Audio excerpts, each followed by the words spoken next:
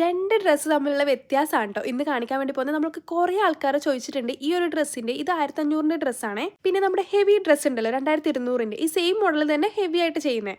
അതിന്റെ രണ്ടിന്റെയും വ്യത്യാസം എന്താന്നുള്ളത് ഞാൻ വീഡിയോയിൽ കാണിക്കുമ്പോൾ ചിലപ്പോൾ നിങ്ങൾക്ക് ഇത് രണ്ടും സെയിം പോലെ ഫീൽ ചെയ്യാം.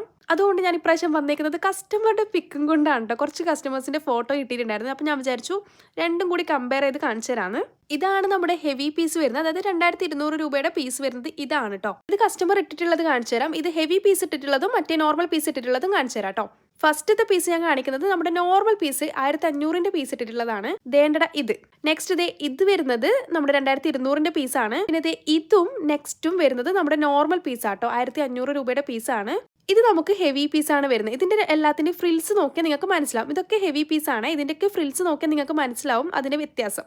ഇതൊക്കെ ഹെവി പീസിൽ തന്നെ വരുന്നതാട്ടോ. ഇതൊക്കെ നമുക്ക് അടിയിൽ കനകാൻ ലേസും വെക്കുന്നുണ്ട്. ചിലത്തിൽ ലേസ് വെക്കത്തില്ല. ഇതിലൊന്നും നമ്മൾ ലേസ് വെച്ചിട്ടില്ല. ലേസ് വെക്കാതെയും ആ ഫ്രിൽസ് ആ തിക്നെസ്സിൽ ഇടാൻ പറ്റും. അവസാനമായിട്ട് ഒന്നുകൂടെ കാണിച്ചു തരാം. ഇതൊക്കെ നമ്മുടെ നോർമൽ 1500 രൂപയുടെ പീസാണ്. ഇതാണ് നമ്മുടെ ഹെവി പീസ് വരുന്നത്. തൊട്ട് മുന്നേ കാണിച്ചത് കനകാൻ ലേസ് വെച്ചിട്ടായിരുന്നു. ഇത് കനകാൻ ലേസ് വെക്കാതെ ചെയ്തതാണ്.